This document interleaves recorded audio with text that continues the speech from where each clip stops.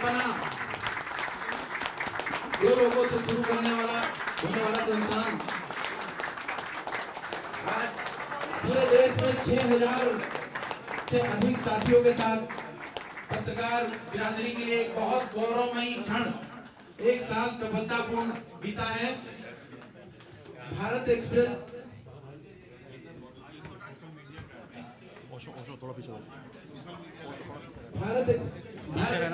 के अभिभावक editor in chief chairman sir Upendra Rai sir, आपका बहुत बहुत स्वागत है।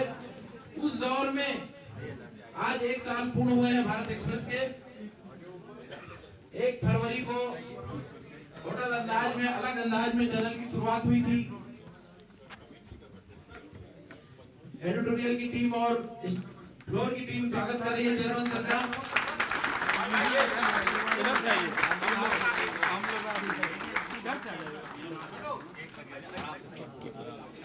जल्दीबाजी मत करो।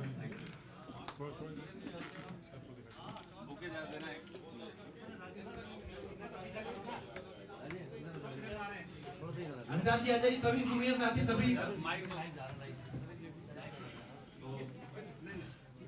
भारत एक्सप्रेस चैनल ने 1 साल पूरा किया। इसमें निश्चित रूप से आप सबका योगदान है, सबका कुछ योगदान है।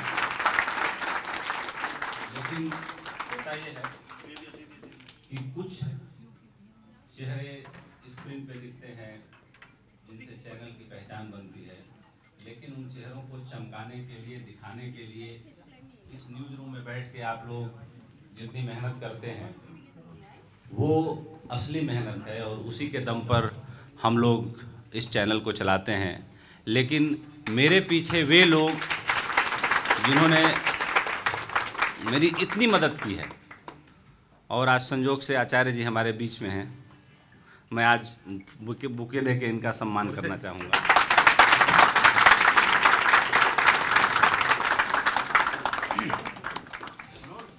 वैसे तो आचार्य जी आयु मेरे से छोटे हैं, लेकिन कर्म में मैं इनको हमेशा अपने से बड़ा मानता हूँ। मेरे मार्गदर्शक हैं, गुरु हैं, और आज ये उपस्थित हैं तो आज का केक सम्मान स्वरूप मैं इनके हाथ ही कटवाऊँगा।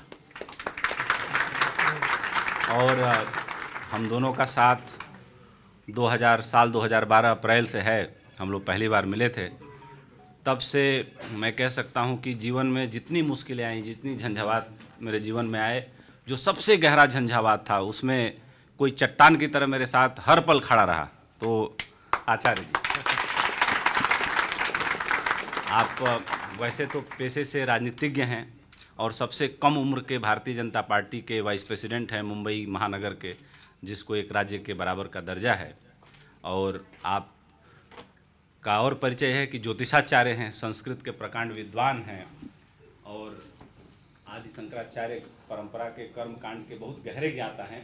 कम उम्र में 35 साल की आयु में आपने सब कुछ अर्जित कर लिया था और भगवान आपको ऐसे ही तरक्की दे। लेकिन आज के इस मोमेंट के हमारे चीफ गेस्ट यही हैं। खाता जाए सर, केक सेरेमनी हो जाएगी। आपने कहा था 1 साल पहले, संघर्ष जितना बड़ा होगा सफलता भी उतनी बड़ी होगी।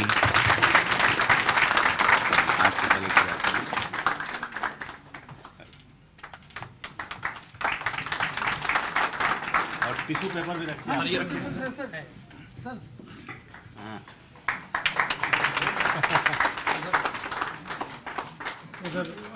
तो भारत एक्सप्रेस के सफलतापूर्ण 1 वर्ष बीते हैं। एक सम्मान मुझे भी दीजिए सर को खिला से पूता की में। राधेश्याम जी, न्यू की पहली ईंट रखने वाले।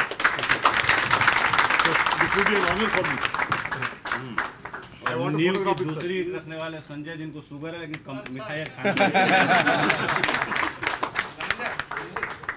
थैंक यू सर, आपने कहा था संघर्ष जितना बड़ा होगा जी सफलता उतनी बड़ी होगी। देखिए, बेसिकली एक विद्वान आदमी ने कहा कि जो आदमी संघर्ष करता है तो उसकी पहली पीढ़ी जो है संघर्ष में निकल जाती है, उसकी दूसरी पीढ़ी बहुत आराम करती है, और जो उसका पोता होता है, मतलब पहली पीढ़ी में जो होता है, मान लीजिए आदमी एम्बेसडर से चला तो उसका बेटा जो है मर्सिडीज से चलता है, BMW से चलता है। फिर उसका बेटा जो है रोल्स रॉयस से चलता है, लेकिन उसके बाद जो उसका बेटा होता है चौथी जनरेशन में, फिर वो संघर्ष करने के लिए सड़क पे आ जाता है। तो ऐसा क्यों होता है? बहुत इस पर रिसर्च हुआ, तो रिसर्च में ये निकल के आया कि जो कठिन परिश्रम होता है वो मजबूत आदमी पैदा करता है, और जो सुविधा है वो कमज़ोर आदमी पैदा करती है। तो जो पहली पीढ़ी होती है वो खूब कठिन परिश्रम करके चीज़ों को अचीव करती है, तो उसके अंदर वो एम्बेसडर में तो चलता है, लेकिन अपने बेटे को रोल्स रॉयस और मर्सिडीज गिफ्ट करने की ताकत रखता है वो।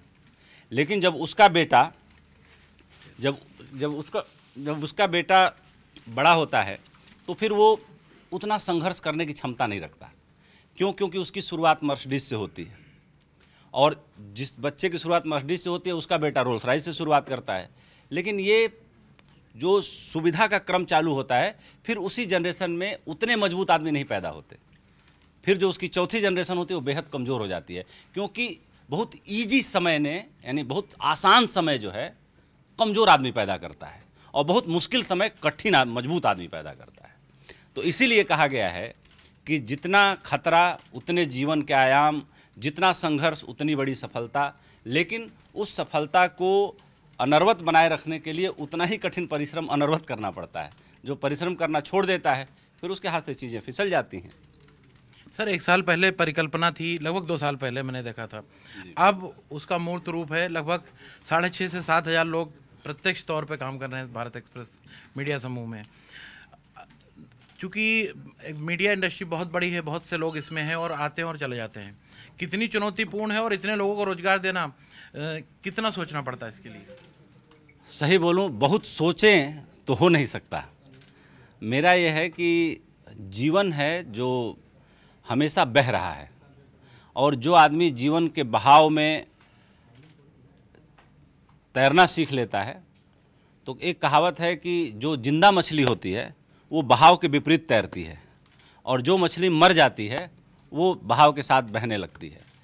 तो जीवन क्या है कि जीवन में पानी के धारा के विपरीत सिस्टम है, आपको समय की धारा के साथ बहना पड़ता है। और मुझे लगता है कि मैं इतना सोचता तो शायद इतना बड़ा निर्णय नहीं ले पाता, क्योंकि बहुत ज़्यादा सोचना आदमी को कमज़ोर कर देता है।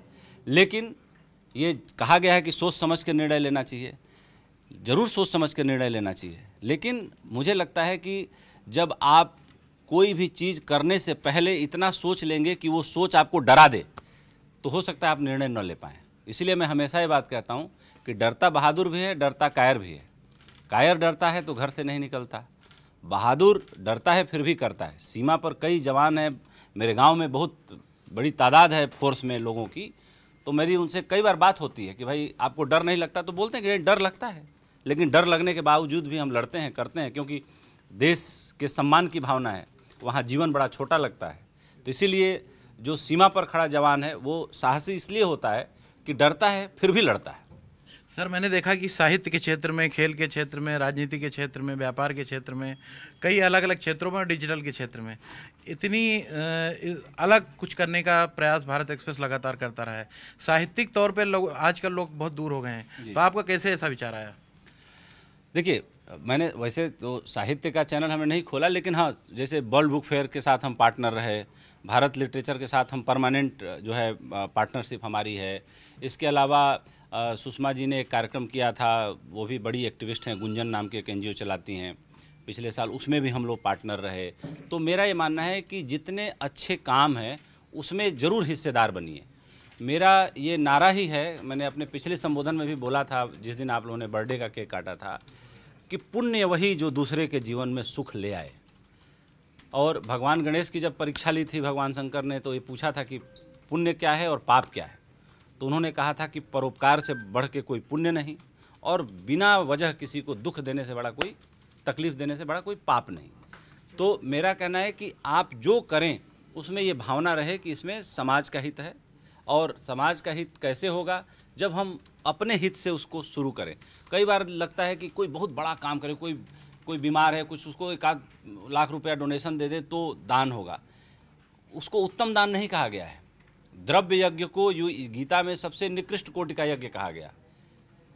5 प्रकार के यज्ञ बताए गए गीता में कि द्रव्य यज्ञ, तपो यज्ञ, योग यज्ञ, स्थापरे, स्वाध्याय, ज्ञानयश्च, जो आपने पूछा। तो 5 तरह के यज्ञ हैं, उसमें स्वाध्याय और ज्ञान यज्ञ ये भी एक यज्ञ है। द्रव्य यज्ञ, तपो यज्ञ, योग यज्ञ, ये 5 यज्ञ हैं, जिसमें द्रव्य यज्ञ को सबसे निकृष्ट कोटि का बताया। क्यों? क्योंकि द्रव्य यज्ञ सबके बस का नहीं होता है। सबके बस या सबके अधिकार में जो चीज़ हो उसी को उत्तम और मंगल कहा जा सकता है। जैसे कोई हॉस्पिटल में बीमार है, हम सोचते हैं कि यार कुछ डोनेशन दे देते, कुछ बड़ा फल का टोकरा लेके जाते। अरे एक गुलाब का फूल ही लेके जाइए, उसके साथ अच्छे से समय बिताइए। बिस्तर पर लेटे हुए आदमी को क्या चाहिए होता है? उसको सत्संग चाहिए होता है कि कोई उसके मन की पीड़ा, मन की व्यथा हर ले।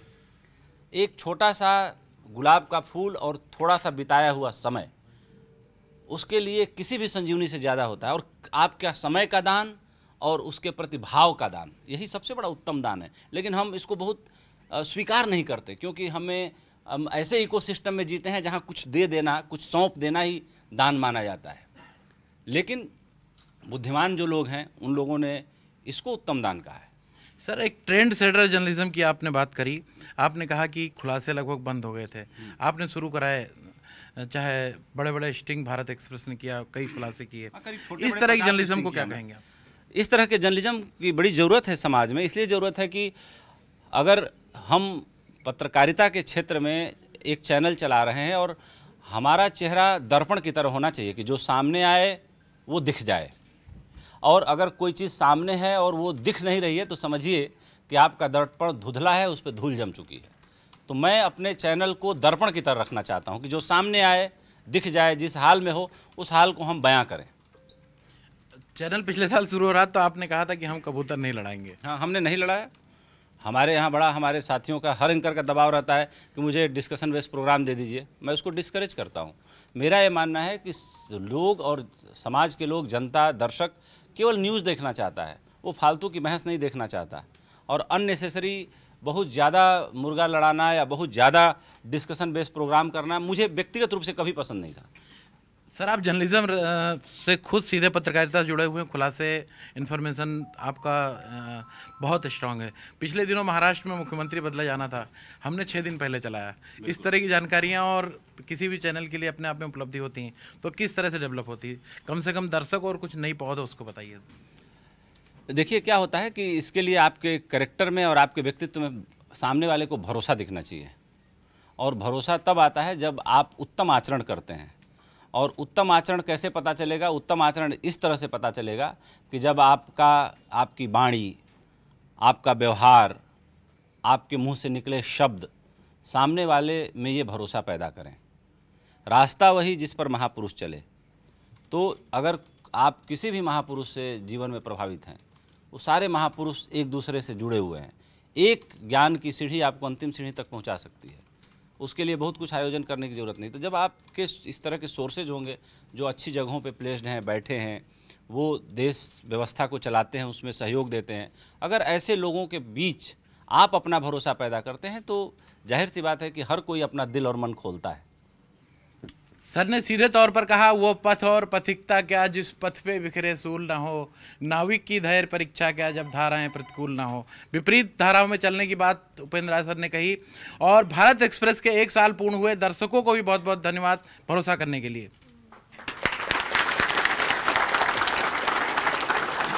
तो आप लोग इस केक को खा के धन्य करिए, सब लोग हो गया ना? और इसका आनंद उठाइए।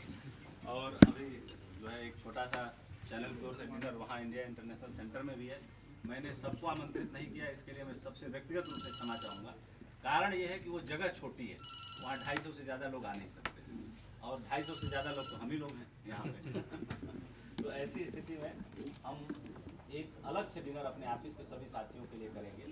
और वो डिनर लेट शुरू करेंगे ताकि मॉर्निंग, दोपहर और नाइट सारे लोग एक्मोडेट हो सकें। वो मैंने जिम्मा अपने ऊपर लिया। वो जगह टाइम बहुत जल्दी 10 दिन के अंदर आप लोगों को बताया जाएगा, फिर उसको हम सेलिब्रेट करेंगे। और आज मैंने 10-12 ऐसे लोगों का चयन किया है जो मैंने स्वयं से किया। मैंने इसमें किसी की मदद नहीं ली है।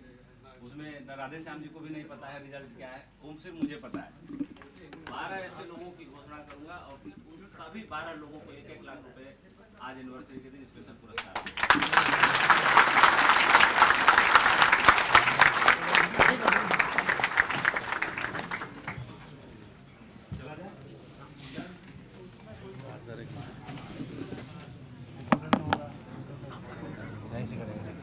नेता आ गए।